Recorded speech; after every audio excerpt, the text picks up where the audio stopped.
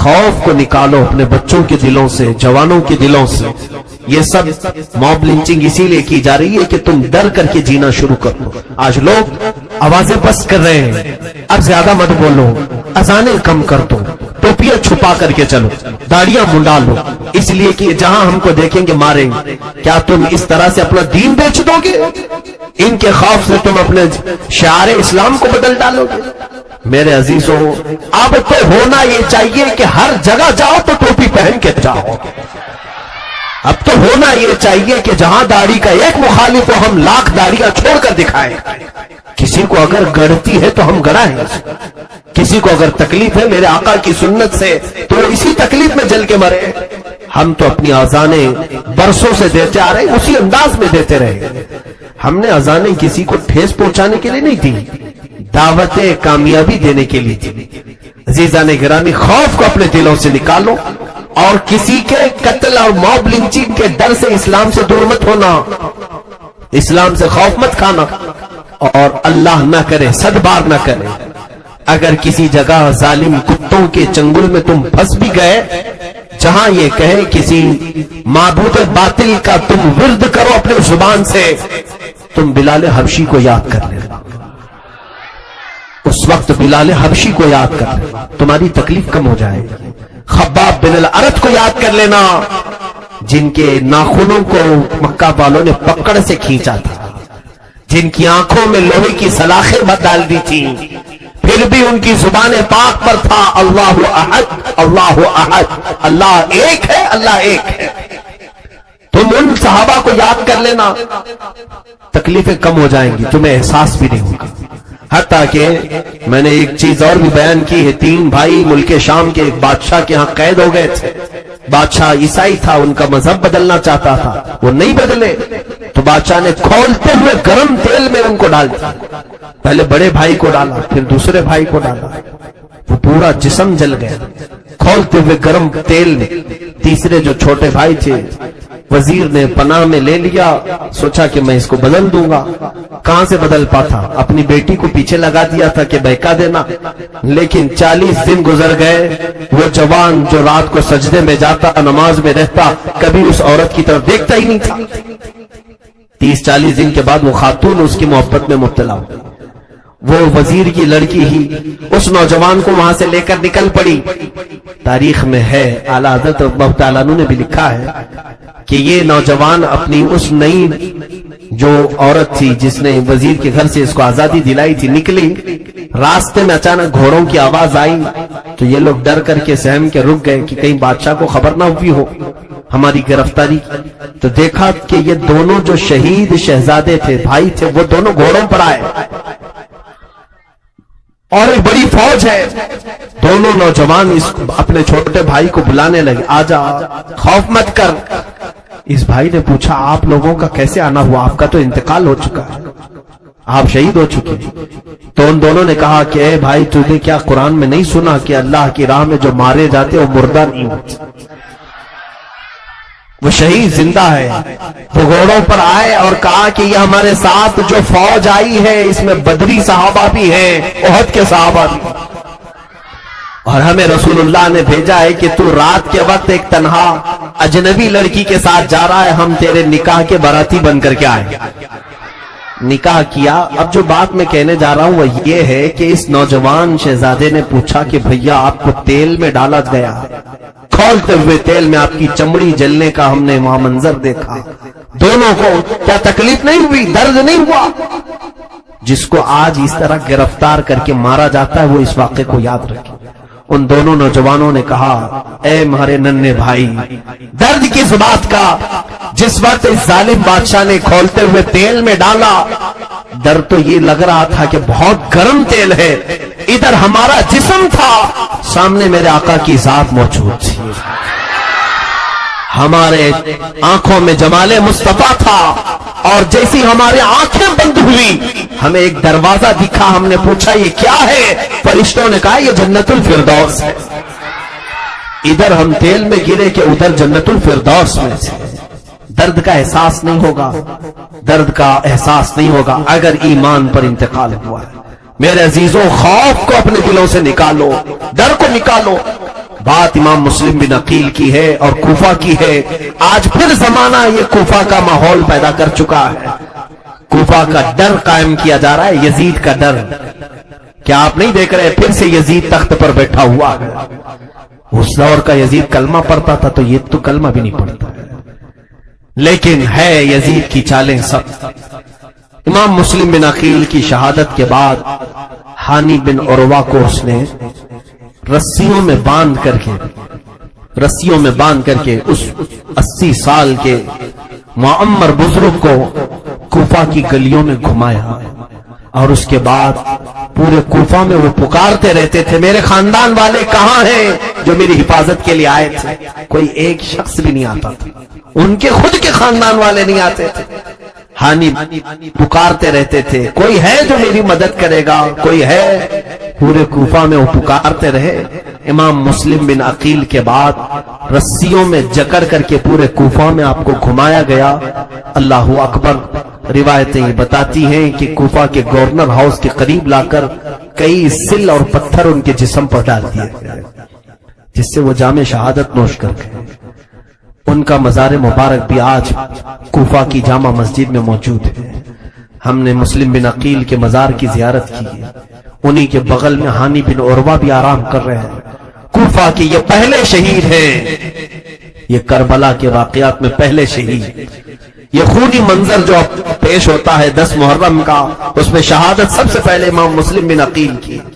امام مسلم بن عقیل بے یار و مددگار دنیا سے چلے گئے، اس طور پر کہ لوگ ان کی مدد نہیں کر سکے، کوئی آیا نہیں. اسی لیے لوگوں پر بھروسہ کرنا چھوڑ دو، اللہ کی ذات پر یقین رکھو. اللہ جب تک چاہے ہمارا دانا پانی سلامت ہے. رب تبارک و تعالی جب تک چاہے ہم سب کے لیے ہر جگہ ماحول سازگار ہے. مولا جب نہ چاہے تو پھر ہمارے لیے زمین تنگ ہو جائے گی. مولا تعالیٰ امتحان و آزمائش سے گزارتا ہے. ہم سب کو مولا بڑے امتحانوں سے بچائے. میرے عزیزوں، آپ کی شہادت کے بعد جو معاملہ امام مسلم بن عقیل کے اولاد کے ساتھ ہوا وہ بڑا دردناک تھا. اس اہل بیت کے ننھے پھولوں کے ساتھ کوفہ والوں نے بڑے برے اخلاق سے سلوک کیا، بڑی بدتمیزیاں کی ہیں اور خون کے آنسو رلانے والے واقعات ہیں کہ ان شہزادوں کو اگر تنہائی میں یاد کرو گے تمہاری آنکھیں ٹپ ٹپ بہنا شروع ہو جائیں گی. 2 ننھے سے شہزادے جو امام مسلم بن عقیل اپنے ساتھ لے آئے تھے، قاضی شریح کے پاس چھوڑ دیا تھا. قاضی شریح نے جب امام مسلم بن عقیل کی وفات دیکھ لی تو ان کو خطرہ محسوس ہونے لگا کہ یہ بچے کہیں ابن زیاد کے حوالے نہ چلے جائیں، گرفتار نہ ہو جائیں. تو ان دونوں بچوں کو بلایا اور کہا بیٹا تمہیں کچھ خبر ہے کوفہ میں کیا ہو رہا ہے؟ وہ ننھے شہزادے پھولوں کی سیج پر کھیلنے والے، اپنے باپ اور ماں کی گودوں میں نرم کھانے والے، ان کو خبر تک نہیں تھی کہ ان کے والد کی وفات ہو چکی ہے. اور بھی دردناک انداز میں حضرت قاضی شریح نے ان دونوں بچوں کو کان میں دھیرے سے کہا کہ بیٹا جو تم کو ساتھ کوفہ لے آئے تھے اب وہ تمہارا سایہ نہیں ہے، وہ چھت نکل چکی ہے، تم کھلی دھوپ میں آ چکے ہو. اب کوفہ والے تمہارے جانی دشمن بن جائیں گے، اسی لیے بہتر ہے کہ میں تمہیں مدینے کے راستے پر بھیج دیتا ہوں. تم کسی طرح مدینے پہنچ جاؤ. میں پہنچا بھی نہیں سکتا. مدینے پہنچ جاؤ تاکہ تم امن و امان سے اپنی جوانی کاٹ سکو. تم ابھی بچپن میں ہو، ننھی سی کلیاں ہو. ان دونوں بچوں کو وہ روتے روتے رات بھر سمجھاتے رہے اور رات کی آدھے پہر گزر جانے کے بعد دونوں شہزادوں کو لا کر کوفہ کی سرحد پر چھوڑ دیا. وہ راستہ مدینے کی طرف جانے والا تھا. ایک قافلہ جا رہا تھا اور اس قافلے کی طرف سعد نام کا آپ کا بیٹا تھا. اسے کہا کہ اس قافلے میں ساتھ کر دینا، لیکن اس نے ساتھ نہیں کیا، دور سے دکھایا اور چلا آیا. یہ دونوں بچے ننھے سے بھاگ نہیں سکتے تھے، قافلے کو پا نہیں سکے. قافلہ تیزی سے چل پڑا اور یہ تھک ہار کر کے بیچ میں سو گئے اور کوفہ کی سرحد پر ہی رہ گئے. اور جب صبح ہوئی تو ابن زیاد نے اعلان کیا کہ سنا ہے کہ مسلم کے ساتھ اس کے 2 بیٹے آئے تھے اور جس نے بھی ان 2 بیٹوں کو پناہ دے رکھا ہے اسے بھی گرفتار کر لاؤ اور ان بچوں کو بھی لے آؤ. تو جگہ جگہ ابن زیاد کی فوج گھومنے لگی ان بچوں کی تلاش میں. ہر جگہ یہ لوگ سرگرداں تھے. اچانک ایک فوج کو یہ دونوں بچے نظر آ گئے کوفہ کی سرحد پر. تو तो फौज ने इन्हें गिरफ्तार किया। दोनों बच्चों को लेकर इब्ने जियाद के पास आए और हवाले कर दिया। इब्ने जियाद ने देखा, पूछा क्या तुम ही मुस्लिम बिन अकील के बेटे हो? वो दोनों बच्चे सहम करके कहने लगे, हाँ हमारे बाप का नाम ही मुस्लिम बिन अकील है, उसने इनको जेल में कैद कर दिया। जिन शहजादों ने जेल की कभी एक दरवाजे को तक नहीं देखा था, उन नन्हे शहजादों को जेल में डाल दिया गया। और फिर इब्ने जियाद ने कहा, मैं यजीद से मशवरा तलब करूंगा कि इन दोनों बच्चों के साथ क्या किया जाए, जो हुक्म होगा मैं उसी के एतबार से अमल करूंगा। इस एतबार से उसने जेल में बंद कर दिया। जेल का जो दारोगा था मशकूर नामी, वो मुहिब्बे अहले बैत था, रसूल करीम सल्लल्लाहु अलैहि वसल्लम के घर वालों से मोहब्बत करने वाले थे। हजरत मशकूर को इन बच्चों की हालत पर तरस आ गया। वैसे तो कोई भी जेलर जेल में आने वालों पर कभी रहम नहीं करता। जेल में आने वालों पर अगर वो रहम करने लगे तो सारे लोग दरवाजा तोड़कर निकल जाएं। ये जेलर आम जेलर की तरह नहीं था। मशकूर नामी ये मुहिब्बे अहले बैत इन नन्हे से बच्चों को देख करके रात को रोने लगे और सोचा कि जिंदगी में कोई कमाई नेकी की नहीं, आज एक नेकी का मौका मिला है, इन बच्चों को आजाद कर देता हूँ, छोड़ देता हूँ, ताकि कयामत के दिन बदले में मौला ताला मुझे जन्नत तो अता करेगा। अहले बैत के साथ उसने सुलूक करूंगा। उसने दरवाजा खोला, दोनों बच्चों को रात के वक्त निकाला और ला करके कहा, अपनी एक अंगूठी दी, कहा तुम यहाँ से कादसिया चले जाना। कादसिया वहां से करीब है, वहां के कूफा, वो कादसिया के मुतवल्ली या वहां का जो गवर्नर है उससे मिलना, वो मेरा भाई है, उसे ये अंगूठी दिखाना, वो पहचान लेगा और फिर तुम्हें वो सही सलामत मदीने पहुंचा देगा।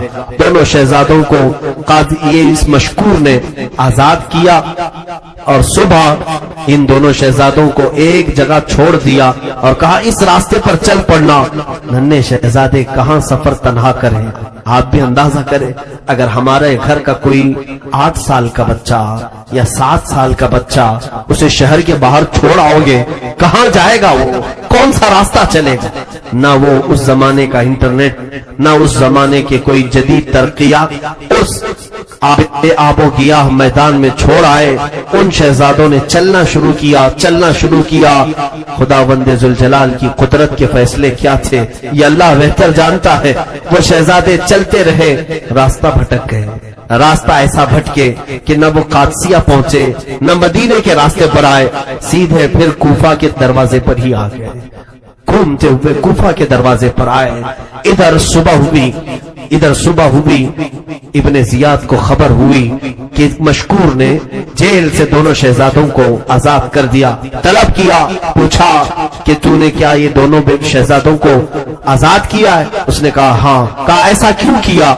कहा इसलिए कि वो खानदाने रसूल के बच्चे थे, उन्होंने तेरा कुछ बिगाड़ा नहीं है। मैंने ये सोचा रसूल के शहजादे अगर जेल में आ जाएं तो फिर उम्मत के आजाद रहने का मतलब क्या होता है? पूरी उम्मत आजाद हो, रसूल का घर जेल में हो, ये मुझे गवारा नहीं हुआ, मैंने आजाद कर दिया। कहा क्या तुझे मेरा खौफ नहीं था? मशकूर ने कहा जिसके दिल में अल्लाह उसके रसूल का खौफ हो वो तुझ जैसे जालिमों का खौफ नहीं रखता।